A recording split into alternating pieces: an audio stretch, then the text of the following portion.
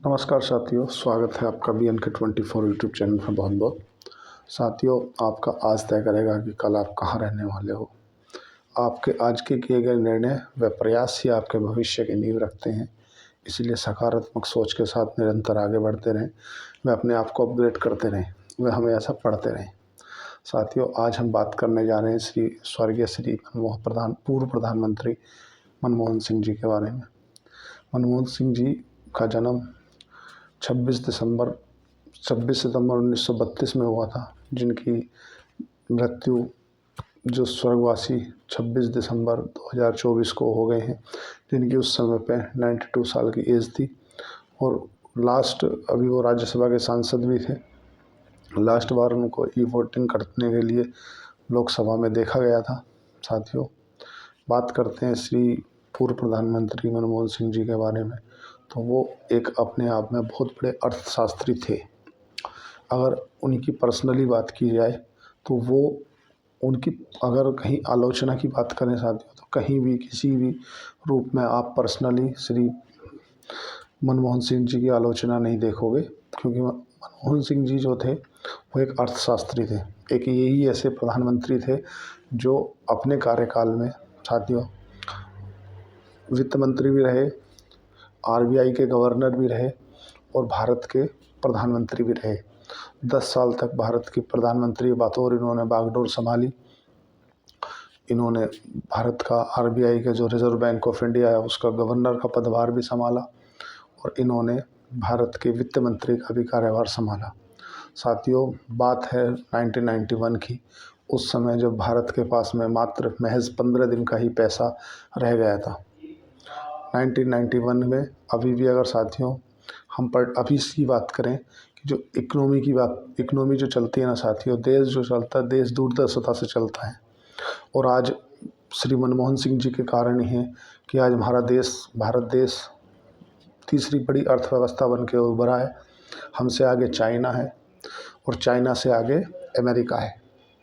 तो अब तीसरी में बहुत दिन बना रहना पड़ेगा, क्योंकि भारत एक विकासशील देश है और जो चाइना है और अमेरिका है ये विकसित देश है। तो विकासशील देश उससे विकसित देश तक जाने में थोड़ा सा और समय लगेगा। भारत के जो अभी वर्तमान में प्रधानमंत्री हैं श्री नरेंद्र मोदी जी, उनके कार्यकाल में भी बहुत काम हुआ है। इंफ्रास्ट्रक्चर को लेकर रोड ब्रिज वगैरह बहुत अच्छे से काम हुआ है। लेकिन हम बात करने जा रहे हैं आज भारत के पूर्व प्रधानमंत्री श्री मनमोहन सिंह जी के बारे में, जो आज स्वर्ग में हैं। भगवान उनकी दिव्यकांत आत्मा को शांति दे। साथियों, 1991 की बात है, जब भारत के मात्र महज 15 दिन का ही पैसा बचा था। पेट्रोल मंत्रालय नरसिम्हा राव उस समय पे जो भारत के प्रधानमंत्री हैं PV नरसिम्हा राव हुआ करते थे। पेट्रोलियम मंत्रालय नरसिम्हा राव जी के पास पहुंचा कि पेट्रोलियम खरीदने के लिए हमारे पास में पैसा उपलब्ध नहीं है। सेना गई, हमारे पास में हथियार वगैरह खरीदने के लिए पैसा नहीं है। स्वास्थ्य मंत्रालय गया कि हमारे पास में तुम्हारा दवाई गोली वगैरह खरीदने के लिए पैसा नहीं है। और जो खाद्य पूर्ति मंत्रालय है, उस समय मिट्टी का तेल चलता था, वो प्रधानमंत्री के पास आवेदन पहुंचने लगे कि हमारे पास में पैसा नहीं बचा है। तो अगर उस समय पे हमारे जो पूर्व प्रधानमंत्री मनमोहन सिंह जी एक फ़ैसला नहीं लेते तो आज भारत की दुर्दशा हो जाती। साथियों, हुआ क्या था, 1970 से 1980 के बीच में सरकार लाइसेंस राज हुआ करता था। लाइसेंस राज मतलब कि अधिकतर जो पॉलिसी है ना, उन्हें सरकार ही डिसाइड करती थी और सरकार के अनुसार ही वो चला करते थे। जो बाहर की कंपनियां हैं कुछ सीमित ही थी, वो नहीं तो ना के बराबर थी। अधिकतर भारत से ही बनने वाला व्यापार होता था। लेकिन साथियों, अब 1991 में जब भारत के मनमोहन सिंह जी ने बागडोर संभाली, तो सब आनन फानन में उनको बुलाया गया मनमोहन सिंह जी को। PV नरसिम्हा राव जी ने बोला कि हम तो आपको वित्त मंत्री बनाना चाहते हैं। उस समय RBI के गवर्नर हुआ करते थे। देखिए साथियों, क्या है कि भारत जो है ना, भारत में जो नेता है ना, नेता ऐसा होना चाहिए जो अभी भारत की जो जनता चाहती है कि वो हल्ला ज़्यादा मचाए। काम करे नहीं करे वो सेकेंडरी है, पर हल्ला बहुत मचाए।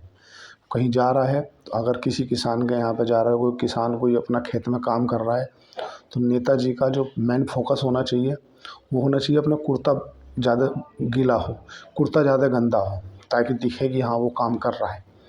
अधिकतर बड़ी बड़ी कॉर्पोरेट में आपने देखा होगा, कुछ लोग काम पूरा करते हैं दूसरे, और क्रेडिट लेने के लिए आगे आ जाते हैं, बोले मैंने ये काम किया है।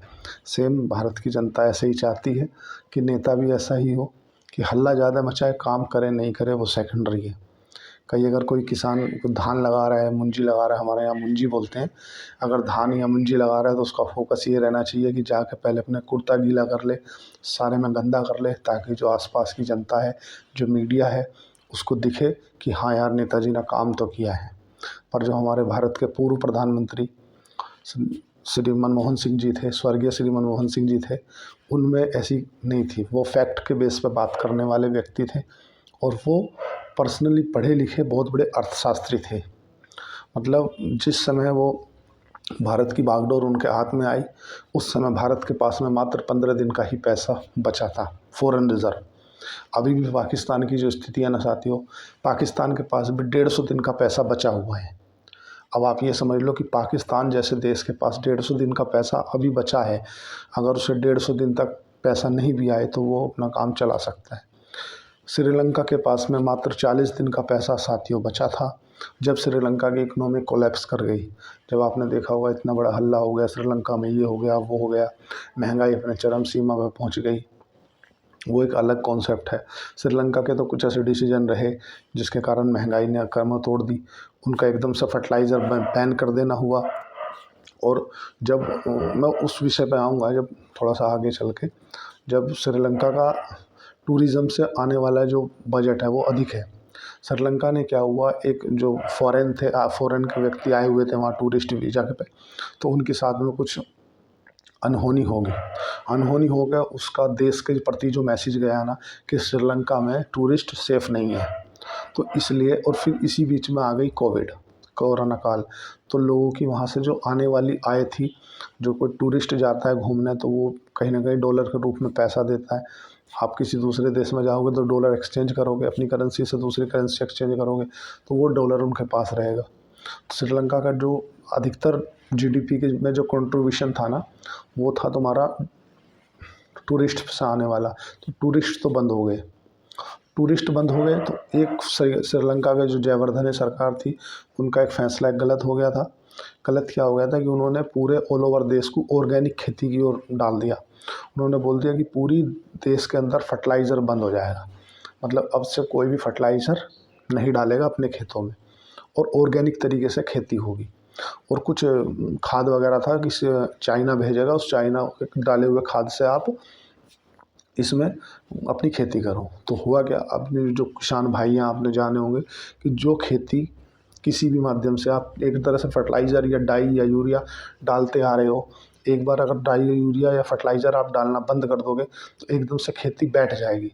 अगर आपको ऑर्गेनिक भी करना है ना साथियों, तो उसे धीरे धीरे कम किया जाता है, ना कि एकदम से ही ख़त्म किया जाता है। तो हुआ क्या, श्रीलंका में उतनी उपज हुई नहीं जितनी होनी चाहिए थी। अब उपज नहीं हुई तो सीधी सी बात है, डिमांड बढ़ गई और माल है ही नहीं भाई। जब वो सीधी बात है, माल आएगा, किसानों के पास उपज होगी, वो मंडियों में जाएगा, मंडियों के माध्यम से वो कहीं ना कहीं बाज़ारों में जाएगा। तो उनके पास में उपज ही नहीं हुई। उपज नहीं हुई तो महंगाई बढ़ गई। महंगाई बढ़ गई तो सरकार के पास में बाहर से एक्सपोर्ट करने के लिए पैसा था ही नहीं ऑलरेडी, तो वहाँ की इकोनॉमी क्रैश कर गई। यही कारण रहा, श्रीलंका की इकोनॉमी क्रैश हो गई, पैसा उनके पास में था नहीं। ठीक है, पाकिस्तान के पास भी अभी 150 दिन का पैसा है जो वो सर्वाइव कर सकता है। साथियों, हमसे आगे केवल अमेरिका और चाइना है। हमसे आगे चाइना, चाइना से आगे अमेरिका है। वो अभी विकसित देश है, हम विकासशील देश हैं, हम विकास कर रहे हैं। अब बात करते हैं 1991 की, जिस समय भारत के पूर्व प्रधानमंत्री स्वर्गीय श्री मनमोहन सिंह जी वित्त मंत्री हुआ करते थे। नरसिम्हा राव जी ने एकाएक करके उनको बुलाया कि हम आपको वित्त मंत्री बनाना चाहते हैं और देश की ये स्थिति है और आप संभालो, क्योंकि आप बहुत बड़े विद्वान हो और आप बहुत अर्थशास्त्री भी हो, तो इसीलिए आपको हम ये देश की बागडोर देना चाहते हैं। तो जिस समय प्रधानमंत्री स्वर्गीय श्री मनमोहन सिंह जी के हाथ में देश की बागडोर आई, उस समय साथियों हमारा भारत देश ही बहुत बड़ी दुर्दशा से गुजर रहा था। उस समय भारत के पास में पैसा तो था ही नहीं, और कुछ सरकार के ऐसे कड़े नियम थे जिनके कारण जो विदेशी कंपनियां हैं वो भी नहीं आ रही। आ रही थी।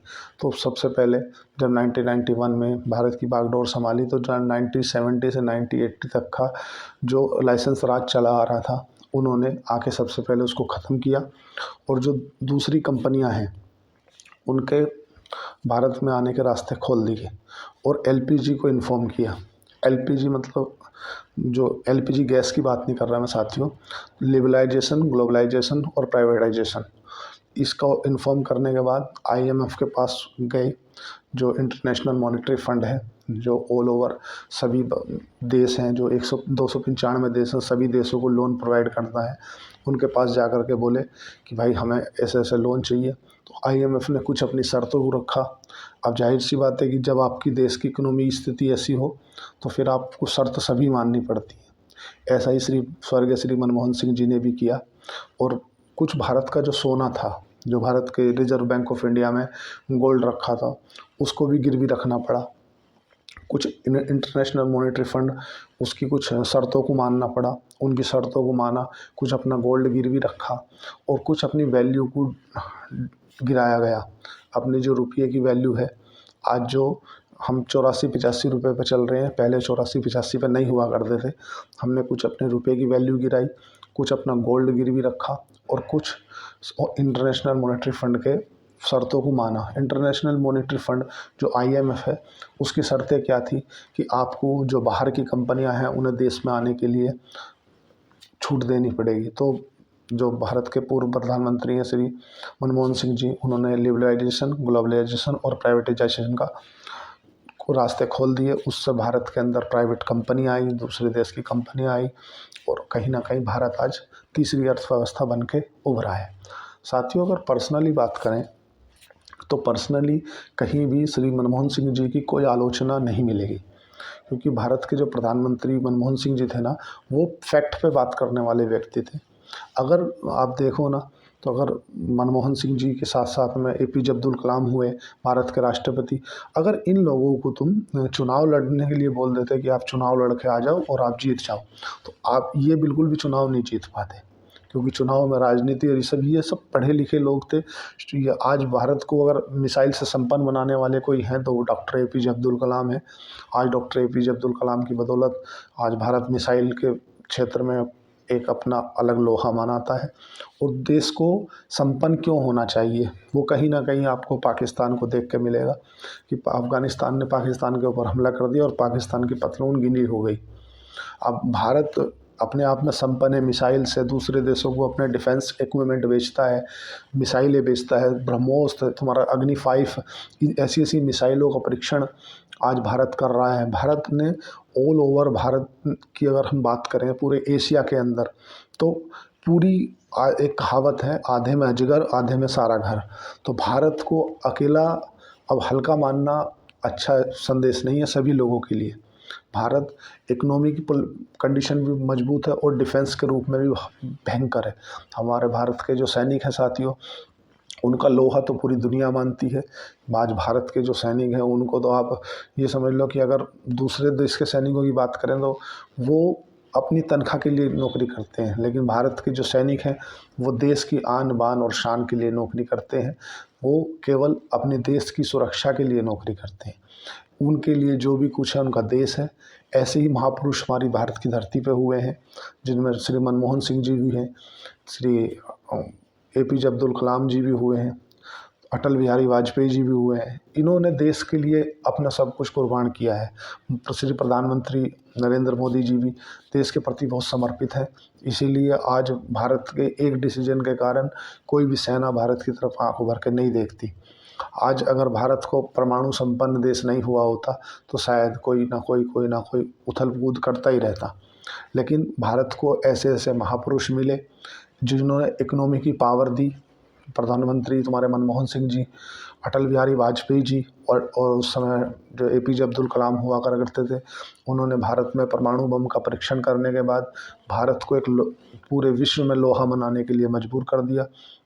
पूरा विश्व आज भारत की शक्ति का लोहा मानता है, क्योंकि देखो जज्बा और देश सेना का जज्बा अलग चीज़ है। सेना के अंदर जो एक ताकत है वो लीडर से पैदा होती है।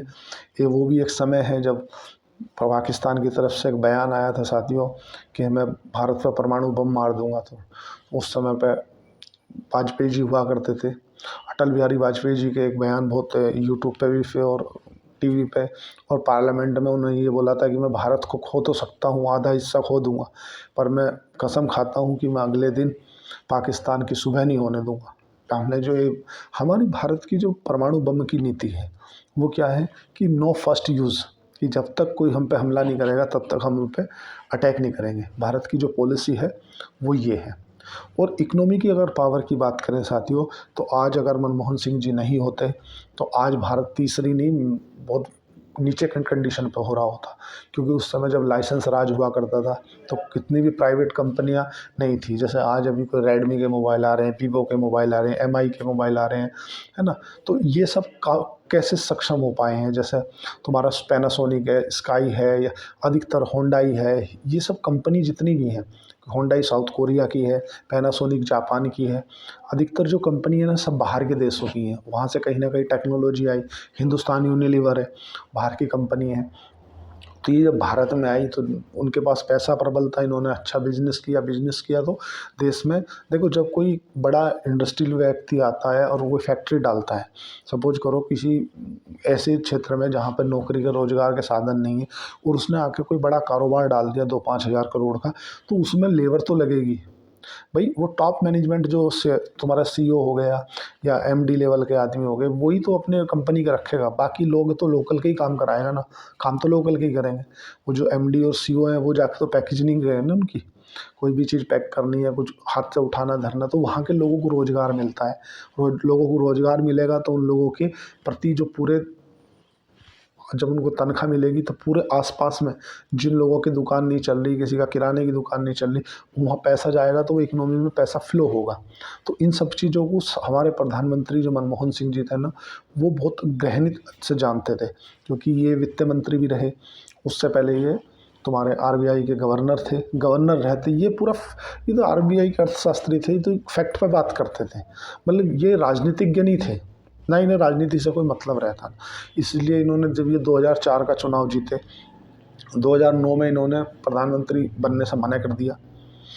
इन्होंने बोला कि मैं अगली बार भारत का प्रधानमंत्री तभी बनूंगा जब जितनी सीटें इस बार आई हैं कांग्रेस की, अगर इससे अधिक सीटें आएंगी तो ही मैं भारत का प्रधानमंत्री बनूंगा, अन्यथा मैं भारत का प्रधानमंत्री नहीं बनूंगा। और ऐसा ही हुआ भी, कांग्रेस उससे अधिक सीटें लेके आई और भारत के जो प्रधानमंत्री हैं वो अपना मनमोहन सिंह जी को बनाया गया। ये ऐसा हुआ। और भारत की बागडोर जब तक प्रधानमंत्री जी के राज में रही, तब तक नरेगा जैसी सुविधाएं जो लोगों को रोजगार देने की बहुत अच्छे और बड़े लेवल पे काम हुआ, भारत के अंदर विकास हुआ, अर्थव्यवस्था भारत की सुधरी, जीडीपी भी सुधरी। और आज भारत को देखो, बात समझो, अगर आपको मैं रोड से दे दूं चलाने के लिए गाड़ी, तो आप रोड से चला लोगे, लेकिन अगर मैं आपको बोलूँ कि बहुत गहरे गहरे गड्ढे हैं, कीचड़ है, पानी भरा है, आपको उससे निकाल के ले जानी है, तो आप शायद घबरा जाओगे। तो जिस स्थिति में भारत के पूर्व प्रधानमंत्री श्री मनमोहन सिंह जी ने भारत की अर्थव्यवस्था की बागडोर संभाली थी, वो स्थिति साथियों बहुत ख़राब स्थिति थी। भारत की सेना, भारत के डिफेंस, भारत की खाद्य पूर्ति, उस समय पर आपने देखा होगा कि जब हमारे पास में गेहूं की भी कमी आ गई थी, उस पर लाल बहादुर शास्त्री जी के समय की बात है। तो अमेरिका ने जो हमें गेहूं भेजा था खाने के लिए साथियों, वो गेहूं इतना ख़राब था जिसे सुअर भी नहीं खाए। रेड कलर का गेहूं आता था, शायद आप लोगों की याद है नहीं है, जो बुजुर्ग, जो लगभग 50 के आसपास के व्यक्ति हैं उनको मालूम होगा कि जो खाद वगैरह का कोटे पे मिलता था गेहूँ, वो लाल गेहूँ मिलता था। ये स्थिति आ गई थी कि सरकार ने, अमेरिका ने वो गेहूं भेजा हम लोगों को खाने के लिए। आज हम लोग अगर संपन्न हैं तो वो कहीं ना कहीं हरित क्रांति के कारण है। भारत में एक हरित क्रांति आई थी, उसके बाद से भारत खाद्य के लिए संपन्न हो गया। तो साथियों, ऐसा नहीं है, बड़े बड़े महापुरुष हैं जिनके कारण आज देश हमारा यहाँ पे है। और सभी के पीछे मेरे को साथियों याद है 1997 की बात है, जब उस समय वित्त मंत्री रहते, इन्होंने वो बजट गोल्डन बजट कहा जाता है आज भी, उसके जैसा बजट आज तक नहीं आया। मतलब भारत ने संपूर्ण तरह से रास्ते खोल दिए थे विदेशी कंपनियों के, और हर तरह से कॉरपोरेट टैक्स पे छूट, हर चीज़ पे छूट। तो उस तभी से शेयर बाज़ार में भयंकर बुल आया।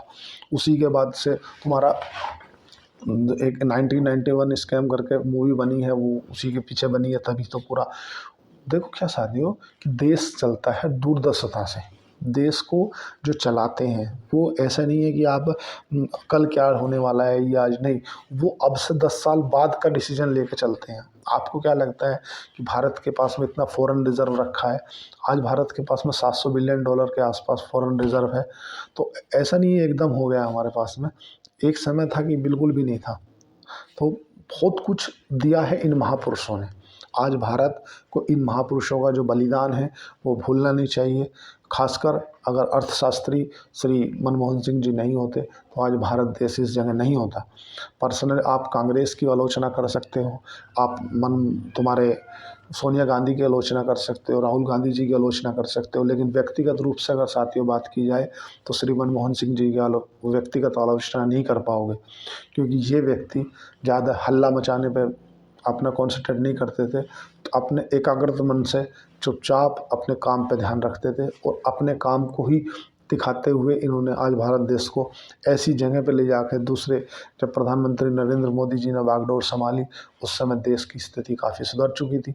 ऐसा नहीं है कि हमेशा ही, जब से इन्होंने अपना लिया पूरे देश की बागडोर, और जब तक इनके पास में रहा, आप इनके कार्यकाल को देख सकते हैं। देखो कुछ अनियमितता हर जगह रहती है, लेकिन उसमें किसी प्रधानमंत्री का कोई रोल है ऐसा नहीं है। हालांकि कुछ इनके समय में भी 2G घोटाले और इस तरह के घोटाले सामने आए हैं, लेकिन उसमें भी इनका व्यक्तिगत कहीं भी कोई रोल नहीं देखा गया। कहीं भी आप ये नहीं बोल सकते कि प्रधानमंत्री नरेंद्र मोदी जी, या जैसे प्रधानमंत्री नरेंद्र मोदी या श्री मनमोहन सिंह जी, ये व्यक्तिगत कहीं कोई इन्वॉल्वमेंट नहीं था। ये नहीं, बहुत साफ सुथरी छवि के नेता थे, और लास्ट मूवमेंट तक भी ये इनका हमेशा अपने देश के प्रति बहुत अच्छा नज़रिया रहा हो, और इन्हीं के कारण है कि देश आज तीसरी अर्थव्यवस्था बन के गुजरा है। आज देश में जो इतनी बड़ी बड़ी कंपनियां खड़ी हैं वो इनके LPG रिफॉर्म के कारण ही है। इन्हीं ने 1991 में जो उस समय पर सरकार लाइसेंस राज हुआ करता था वो ख़त्म किया, और उसी के बाद से देश में बाहर की कंपनियाँ आने लगी और वो अपना भारत में निवेश करने लगी। उनकी कंपनियां आई, उन्होंने बड़ी बड़ी फैक्ट्रियां डाली, उनसे भारत के अंदर लेबरों को काम मिलने लगा, और भारत में रोजगार के जो अवसर हैं वो उत्पन्न हो गए। अकेले आप सरकार के भरोसे ही रहो कि सरकार ही आपको नौकरी दे, ऐसा नहीं है। साथियों, आपको जानकर आश्चर्य होगा कि जितनी सरकारी नौकरियां नहीं हैं उससे ज़्यादा प्राइवेट सेक्टर में लोग बाग सर्विस करते हैं, और प्राइवेट सेक्टर ही लगभग 60% लोगों को रोज़गार देता है। चाहे वो MSME हो, चाहे वो प्राइवेट कोई कॉरपोरेट हो, चाहे वो तुम्हारा छोटे लेवल का कोई बिजनेस हो, प्राइवेट ही व्यक्ति के माध्यम से लोगों को रोज़गार दिया जाता है अधिकतर। सरकारी तो बहुत कंपटीशन रह गया है। अगर आज उस समय श्री मनमोहन सिंह जी नहीं होते, या श्री मनमोहन सिंह जी ने उस समय LPG इन्फॉर्म नहीं करते, लिबरलाइजेशन, प्राइवेटाइजेशन और ग्लोबलाइजेशन का इन्फॉर्म नहीं करते, तो आज हम लोग यहाँ पे नहीं रहते। हम लोगों में 145 करोड़ की पॉपुलेशन में साथियों आप खुद आश्चर्य कर सकते हैं कि कितने लोग हैं जो प्राइवेट कंपनियों में नौकरी करते हैं। चाहे कोई भी कंपनी है, वो किसी भी रूप में है, चाहे वो FMCG है, चाहे वो फार्मास्यूटिकल है, चाहे वो दवाइयाँ बनाती है, चाहे FMCG प्रोडक्ट बनाती है, चाहे वो छोटे से लेकर बड़े तक कोई भी कंपनी कुछ भी काम करती है साथियों, तो उसमें सब अगर किसी के पीछे श्रेय देना ही है ना, इकोनॉमी इतनी ऊपर जा रही है, तो अगर किसी को श्रेय देना है तो श्री मनमोहन सिंह जी को दिया जा सकता है, क्योंकि श्री मनमोहन सिंह जी के कारण ही देश आज इतनी चरम ऊंचाइयों पे है। और जिस समय इनके हाथ में देश की बागडोर आई, उस समय देश की साथियों बहुत ही दुर्दशा हो चुकी थी।